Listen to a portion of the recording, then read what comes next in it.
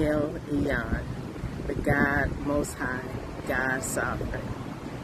Let's be real. What comes into our minds when we think about God is the most important thing about us. But have you ever thought about the supremacy of God? We know that He is above all, right? So let's talk about what Elyon means. The word means the strongest of the strong and the highest of the high. Some cultures and religions speak of God as a part of the universe. But we know that God is not a part of the universe. He is the transcendent God. And what does that mean exactly? Well, it's existing apart from and not subject to the limitations of the material universe. He's self-existent. He is above all. He is the Most High God. Jesus is our Elyon. In the book of Colossians, chapter 1, verses 16 and 17, it says, "For by Him all things are created that are in heaven and that are on earth, visible and invisible, whether thrones or dominions or principalities or powers. All things were created through Him and for Him, and He is before all things, and in Him all things consist." So I say again, God is above all things, and Jesus is our Elyon. Let's gain some understanding here. Along with the word meaning the strongest of the strong and the highest of the high, the term Elyon is a Hebrew name for God, meaning God Most High. When we gain understanding of Jesus as Elyon, you will find that understanding carries profound spiritual benefits for believers. So let's discuss it. 1.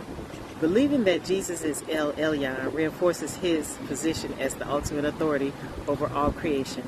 This recognition can bring peace and confidence knowing that Jesus holds supreme power over every situation in our life and in life general. 2. Viewing Jesus as the Most High God enriches our worship as it acknowledges His majesty and greatness. It encourages us to offer reverence and adoration that is due to someone of such exalted status. 3. We can gain assurance that Jesus is in control of all things, not us. Believing and trusting this fact can provide comfort in the times of uncertainty and difficulty, trusting that nothing happens outside of His will and power. 4.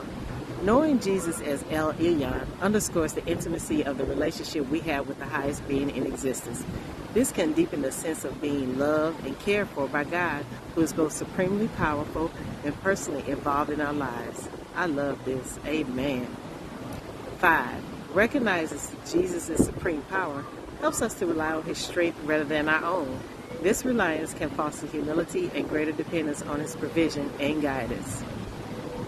6. We are encouraged by the fact that Jesus as Elyon is greater than any earthly power or spiritual oppression.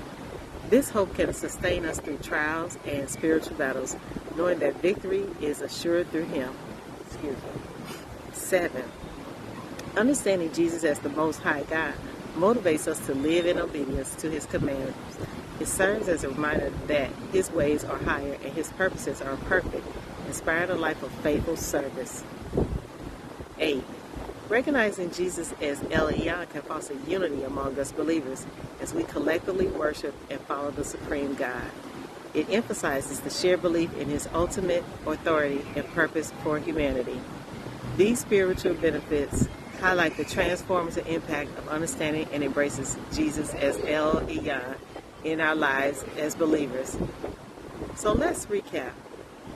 Jesus as Elyon, we receive these benefits: recognition of supreme authority, deepened worship, assurance of sovereignty, intimate relationship, strength and weakness, hope and encouragement, motivation for obedience, unity and harmony, So here's a question or something to think about over this week. Does this word seem chaotic? Do you worry about what it is to come? As we look for God in the chaos of the world or in our lives here are 5 factors that I want you to focus on this week and that I believe will help you gain some understanding. 1, the prayer factor. Know that prayer delayed is not prayer denied. Just wait. It's not over yet. God has his own schedule. If you prayed in faith, your prayer never fell to the ground. 2, the power factor.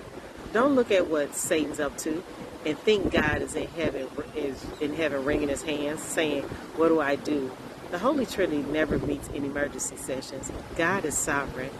Satan cannot do whatever he wants.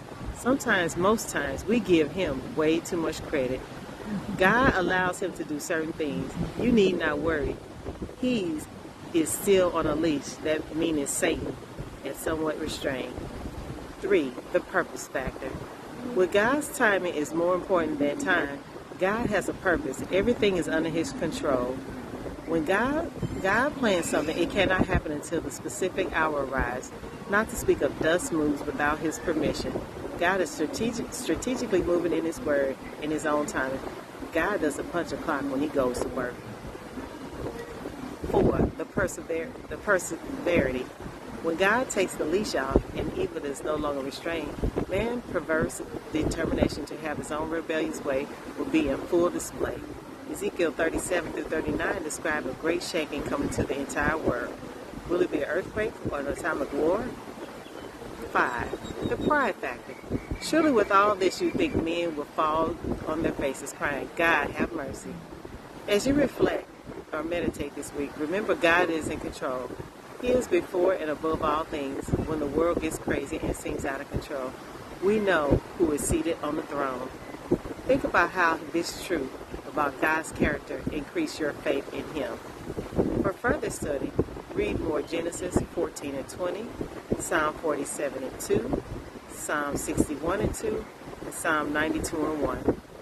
Have a great week and be blessed.